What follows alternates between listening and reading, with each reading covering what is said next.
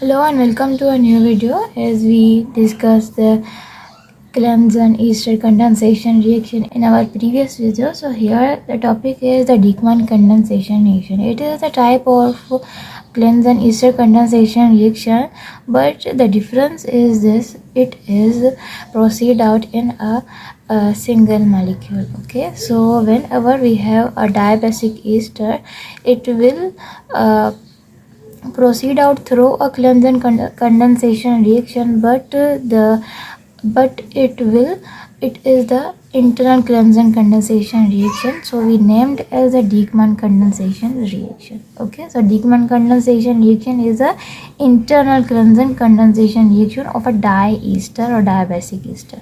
A Dieckmann condensation reaction proceed हो रहा होता है एक ही मॉलिक्यूल पर जो मॉलिक्यूल होना चाहिए वो डायबेसिक ईस्टर होना चाहिए। फिर उसकी जो प्रोडक्ट्स बनती हैं वो डिपेंड करती हैं either it is a higher dibasic ester और whether it is a lower diabasic ester. सही है। and the product we will get that is the cyclic beta keto ester. Okay, so it is a Clemson ester condensation reaction, but we will get the cyclic product or cyclic beta keto ester.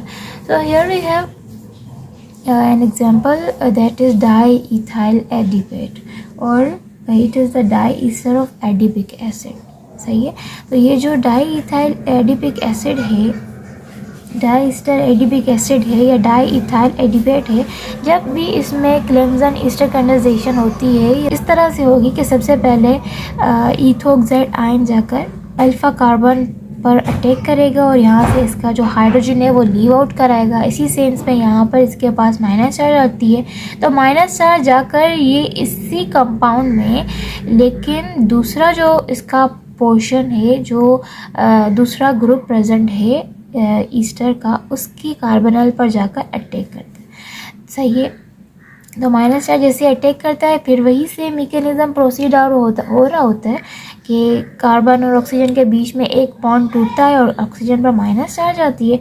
Minus charge फिर अपने आप को stabilise करवाता है, तो यहाँ से ये जो इथोक्साइड ग्रुप था वो यहाँ से लीव आउट करता है और इन दोनों कार्बन के बीच में आ जाता है एक डबल बॉन्ड या सिंगल बॉन्ड फॉर्मेशन हो जाती है कार्बन कार्बन के बीच में, और जो हमें प्रोडक्ट मिलती है and the product we will get that is the cyclic beta keto ester. सही है। तो सेम मैकेनिज्म वही फॉलो अप हो रहा होता है, लेकिन यहाँ पर डिफरेंस सिर्फ ये है कि ये जो डीकमैन कंडेंसेशन रिएक्शन जो है वो एक ही मॉलिक्यूल पर प्रोसीड आउट होता है, इसीलिए हम इसे कहते हैं इंटरनल क्लेम्सन कंडेंसेशन रिएक्शन। सही है। इसके बाद हमारे पास दूसरा एग्जांपल है डायमिथाइल पाइमिलेट। तो यहाँ पर क्या होगा कि हम जो रिएजेंट यूज़ करेंगे वो इसके अकॉर्डिंगली यूज़ करेंगे। तो हम यहाँ पर मिथाइल ऑक्साइड आयन यूज़ करेंगे।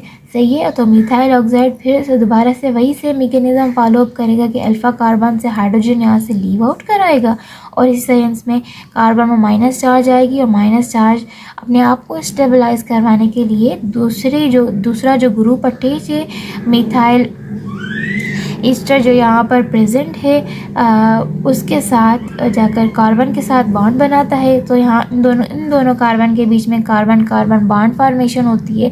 इसी सेंस में इनके बीच में एक रिंग फॉर्म हो जाती है। अगर यहाँ पर हम देखें कि डाईइथाइल एडिपेट में जो रिंग फॉर्मेशन हुई थी वो 5 कार्बन कंटेनिंग रिंग थी, और यहाँ पर अगर हम देखें डायमिथाइल पाइमिलेट में तो यहाँ पर 6 मेंबर रिंग फॉर्मेशन होती है। सही है। उसके बाद फिर दोबारा से वही सेम मैकेनिज्म फॉलो अप होता है और यहाँ पर अल्फ़ा पर ईस्टर ग्रुप और इसी तरह से बीटा पर कीटोन ग्रुप आ जाता है। लेकिन अगर हम यहाँ पर देखें कि एक और भी टर्म यूज़ होता है, जैसे कि हमारे पास कुछ अगर lower adipic ester acid ester आ गए तो उसमें फिर क्या होता है कि उनके बीच में जो साइक्लाइजेशन प्रोसेस होता है वो उनके बीच में नहीं हो सकता। फिर वहाँ पर 2 मॉलिक्यूल हमें यूज़ करने पड़ते हैं। अगर हम बात करें यहाँ पर जो भी 6 मेंबर और 5 मेंबर रिंग के अलावा अगर हम देखें कि ऐसे मॉलिक्यूल जिसमें जो कि लोअर डायबेसिक एसिड ईस्टर हैं, तो उनमें फार्मेशन यहाँ पर डीकमान कंडेंसेशन से साइक्लाइजेशन रियर केसेस में हो सकती है, लेकिन मोस्टली नहीं होती। तो उसके लिए दूसरी प्रोडक्ट्स फार्मेशन हो जाती है। जैसे कि अगर हम यहाँ पर देखेंगे, जो भी लोअर डायबेसिक ईस्टर होते हैं उनके बीच में इंटर मॉलिक्यूलर डीकमान कंडेंसेशन होती है। वहाँ पर हमें 2 मॉलिक्यूल चाहिए होते हैं डायबेसिक ईस्टर के, और जो प्रोडक्ट फार्मेशन होती है वो साइक्लिक बीटा कीटो ईस्टर नहीं, लेकिन वहाँ पर जो होती है cyclic die keto di Easter formation होती है। सही है। जैसे कि हमारे पास यहाँ पर अगर हम देखें कि एक मॉलिक्यूल है CH2 और इसी तरह से C डबल बॉन्ड OET, और यहाँ पर C डबल बॉन्ड OET। तो ये एक मॉलिक्यूल है।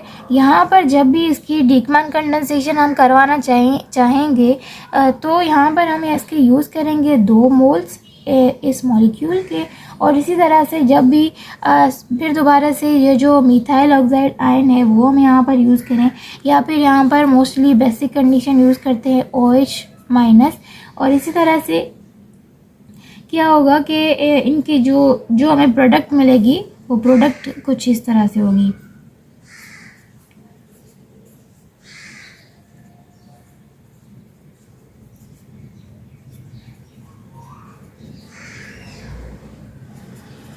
डाईकीटो डाईस्टर। सही है। तो इन दोनों के बीच में एक डिफरेंस होता है। इंटरनल जो भी क्लेंजिंग कंडेंसेशन होती है वो हमें देती है साइक्लिक बीटा कीटो ईस्टर, और जब भी हम बात करेंगे इंटर मॉलिक्यूलर डीकमान कंडेंसेशन की तो जो प्रोडक्ट मिलेगी वो हमें मिलेगी डाई कीटो डाई ईस्टर।